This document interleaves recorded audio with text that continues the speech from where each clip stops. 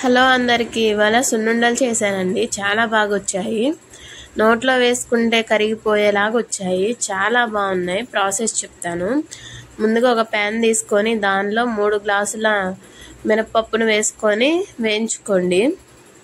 అవి లైట్గా వేసిన తర్వాత 3 గ్లాసుల మినపప్పుకి 1 గ్లాసు పట్టు మినపప్పు ఉంటుంది కదండి, దాన్ని వేసుకోండి.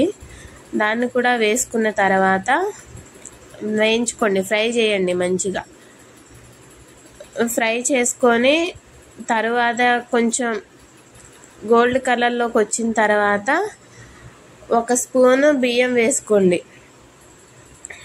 1 స్పూన్ బియ్యం కూడా వేసుకున్న తర్వాత మంచి కలర్ వచ్చేంత వరకు బాగా వేయించుకోండి. సిమ్లో పెట్టే వేయించుకోండి, ఎందుకంటే హైలో పెడితే మాడిపోతాయి, టేస్ట్ ఉండదు. బాగా వేయించుకున్నటువంటి వాటిని తీసుకొని మిక్సీ జార్లో వేసుకొని బాగా చల్లారనివ్వాలి.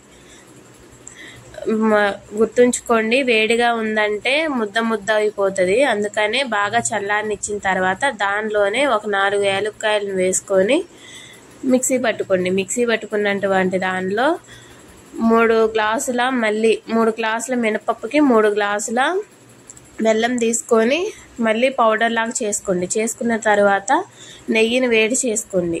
నెయ్యిని వేడి చేసుకొని మనం మిక్సీ పట్టినటువంటి పౌడర్లో నెయ్యిని కొంచెం కొంచెంగా వేసుకుంటూ సున్నుండల్లాగా చుట్టుకోండి. మీకు నచ్చిన షేప్లో మంచిగా సున్నుండలు చేసుకోండి.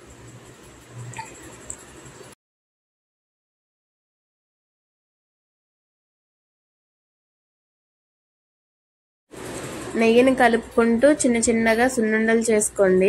ఇదిగో వీడియోలో చూపిస్తున్న విధంగా వస్తే చాలండి. సున్నుండలు అయిపోయినట్టే, చాలా బాగా వస్తాయి. మీరు కూడా ట్రై చేసి ఎలా వచ్చిందో కామెంట్ చేయండి.